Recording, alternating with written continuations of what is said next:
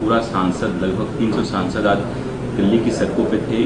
Parliament से election commission जा रहे थे अपनी शिकायतों को लेकर के। दिल्ली पुलिस ने उनको रोका, डिटेन किया। क्या कुछ कहेंगे इसमें? नहीं, देखिए, जब विपक्ष करीब करीब पूरा विपक्ष देश का और विपक्ष के नेता राहुल गांधी ने तथ्यों के साथ चुनाव प्रक्रिया को लेकर अगर बात पब्लिक डोमेन में रखी है तो कम से कम इतना तो जरूर बनता है कि इलेक्शन कमीशन जो बात वो कह रहे हैं उसको इन्वेस्टिगेट करे और उस पर जनता के सामने अपना पक्ष रखे।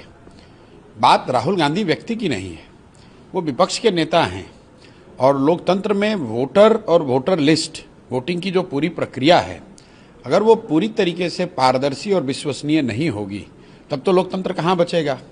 तो अगर उस पर विपक्ष के नेता ने कोई बात कही है, और मैं ये बात बहुत पहले से कह रहा हूँ, जब राहुल गांधी ने महाराष्ट्र चुनाव के बाद एक आर्टिकल के जरिए इन बातों को रखा है, तब से मैं कह रहा हूँ कि आप राहुल गांधी के समर्थक हों या विरोधी, लेकिन अगर राहुल गांधी ने चुनाव प्रक्रिया को लेकर, वोटर लिस्ट को लेकर जो बातें रखी हैं पब्लिक डोमेन में, इलेक्शन कमीशन को उस पर जवाब देना चाहिए।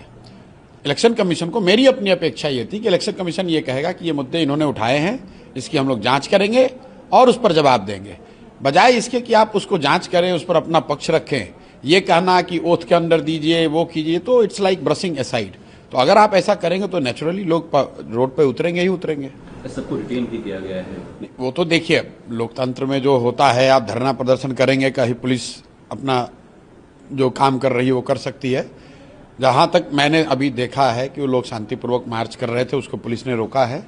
वहाँ की क्या स्थिति है मुझे मालूम नहीं है। विषय मार्च नहीं है, विषय ये है कि जब वोटर लिस्ट को लेकर, वोटिंग की प्रक्रिया को लेकर इतने बड़े पैमाने पर कोई बात रखी गई है तो इलेक्शन कमीशन को उसका जवाब देना चाहिए। उसके पास क्या ऑप्शन बचता है? वो तो इलेक्शन कमीशन ने एफिडेविट नहीं, ऑप्शन तो लोकतंत्र में ऑप्शन कभी बंद नहीं होते हैं। विपक्ष या जो लोग भी समझते हैं कि गलती हो रही है वो आवाज उठाते रहेंगे।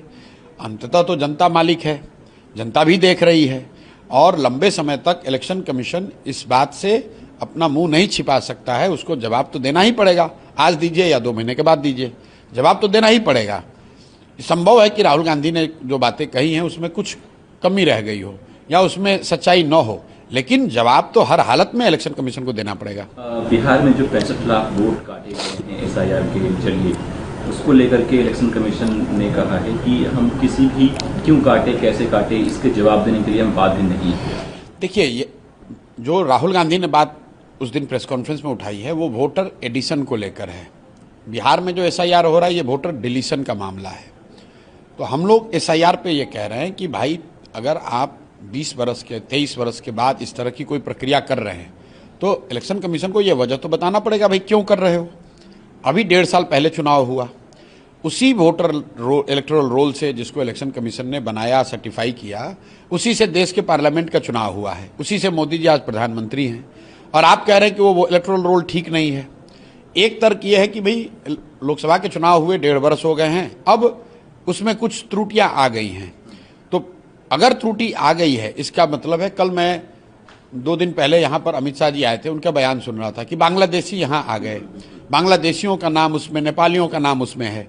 अरे मेरे भाई, तो आप गृह मंत्री के तौर पर यह कह रहे हैं कि आपकी सरकार है दिल्ली में और बिहार में, दोनों जगह, और पिछले 1.5 साल में बांग्लादेश से और नेपाल से घुसपैठिए आ गए, उन्होंने अपने पेपर बना लिए, उन्होंने इलेक्टोरल रोल में अपना नाम ऐड करा लिया, तो ये तो और भी गलत बात है। तो ये तो राहुल गांधी के बात को और बल देता है। राहुल गांधी भी तो यही कह रहे हैं कि भाई आप जिस इलेक्शन जो इलेक्टोरल रोल है उसकी सैनिटी नहीं है, उसकी शुद्धता पर सवाल तो उठाया जा रहा है। 2 एपिक नंबर निकल रहे हैं, चाहे वो तेजस्वी यादव हो। देखिए, ये 2 एपिक नंबर जो है, इसको बहुत ज़्यादा जो मुद्दा बनाया जा रहा है, ये सामान्यतः प्रक्रिया क्या है कि आप एक जगह आपने रजिस्टर किया, आप दूसरे जगह गए, वहाँ भी बना लिया, कई बार अलग एपिक नंबर जारी हो जाता है। इसमें जो पूरा जो इलेक्टोरल रोल बनाने, रिवाइज करने, अपडेट करने का प्रोसेस है, उसमें सुधार की ज़रूरत है। और उस नज़रिए से भी जो राहुल गांधी ने कहा, सुधार अगर करना है तो इलेक्शन कमीशन को इलेक्टोरल रोल, वोट होता है तो वोटिंग पोलिंग बूथ पर जो फॉर्म 19 क्लोज होता है वो, और फॉर्म 20, इन तीनों को मशीन रीडेबल फॉर्म में ऑनलाइन कर दीजिए, ये आधी समस्या अपने आप खत्म हो जाएगी। Let's be transparent. Form 6, form 19 and form 20, ये अगर तीनों चीज को election commission machine readable form में अवेलेबल करा दे तो हर व्यक्ति जाकर जांच कर सकता है। तो इस तरह के डुप्लीकेट नाम, एडिशन डिलीशन का मामला, कितने पोल हुए, कितने काउंट हुए, वो सारा मामला अपने आप खत्म हो जाएगा। अभी तो हालत यह है कि जो बूथ का फॉर्म 20 है उसको अपलोड करने में इलेक्शन कमीशन 6-6 महीना लगा देता है, और जब वो अपलोड भी करते हैं कि उस बूथ पर किसको कितना वोट मिला, वो भी इस फॉर्म में होता है, कहीं स्कैन करके डाल दिया, कहीं डिजिटल फॉर्म में डाला, कोई स्टैंडर्डाइज फॉर्म में नहीं है, उसको आप एनालाइज नहीं कर सकते हैं। तो इलेक्शन कमीशन को इस बात का संज्ञान लेना चाहिए।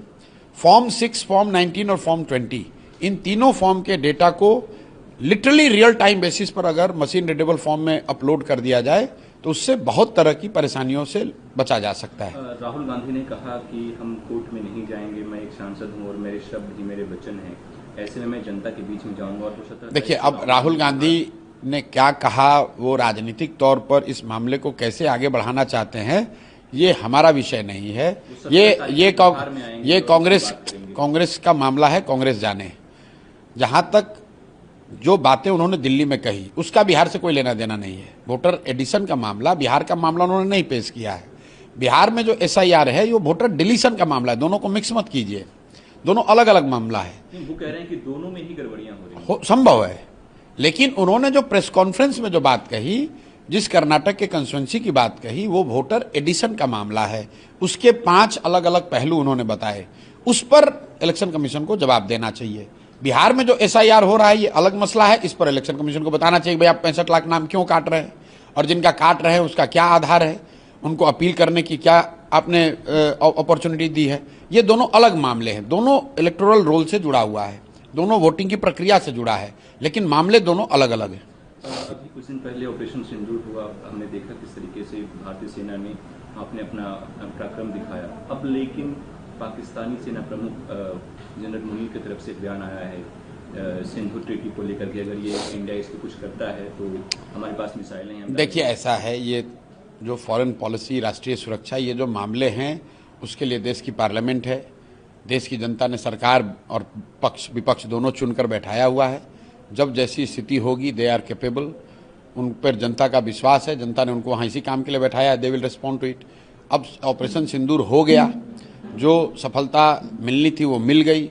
अब उसी मामले को रोज रोज घुमाते रहने का कोई फायदा नहीं है, और खास करके बिहार में जहाँ पर चुनाव है, बिहार में विधानसभा का चुनाव है, ये भारत पाकिस्तान का मुकाबला नहीं हो रहा है, बिहार में विधानसभा का चुनाव है।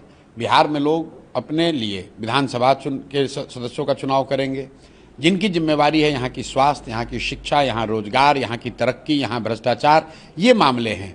ऑपरेशन सिंदूर में क्या हुआ, ट्रंप ने कितना टैरिफ लगाया, नहीं लगाया, उसमें उसके लिए कौन जिम्मेवार है, इसका सीधा सरोकार बिहार के चुनाव से, बिहार के इलेक्शन प्रोसेस से ना है, ना होना चाहिए।